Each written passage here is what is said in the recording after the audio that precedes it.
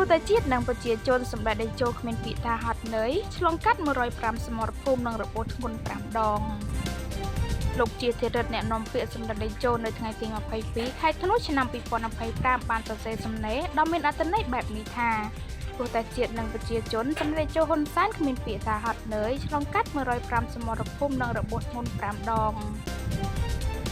លោកជាធិរិទ្ធបានកត់ត្រាសំខាន់នៃបេសកកម្មរបស់សម្ដេចតេជោក្នុងបុព្វហេតុប្រជាជននិងមាតុភូមិយ៉ាងដូចនេះថា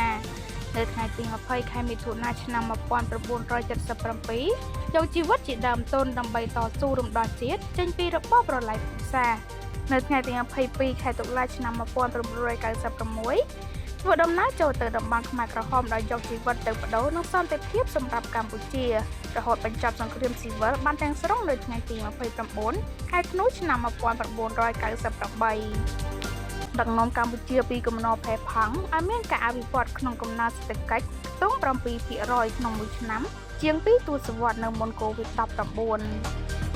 បើតាមលោកជាធិរិទ្ធបច្ចុប្បន្នសម្ដេចជោកំពុងរួមជាមួយសម្ដេចធិបតីដោយយុទ្ធសាស្ត្រដល់បណ្ដាមេទ័ពទប់ទល់ជាមួយសត្រូវឈ្លានពានគ្រប់ពេលដែលជាតិនិងប្រជាជនជួបការលំបាកតែងតែមានវត្តមានរបស់សម្ដេចជានិច្ចជីវិតសម្ដេចជារបស់ជាតិខ្មែរ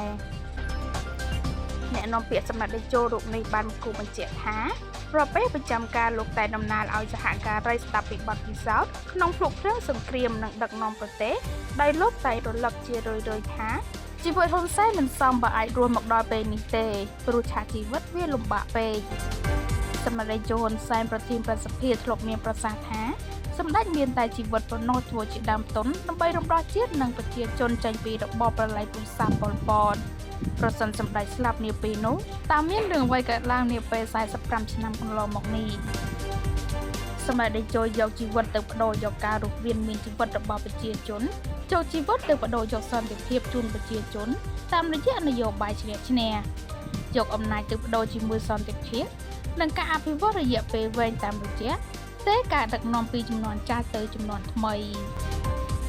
សម្ដេចមានប្រសាសន៍បន្ថែមថា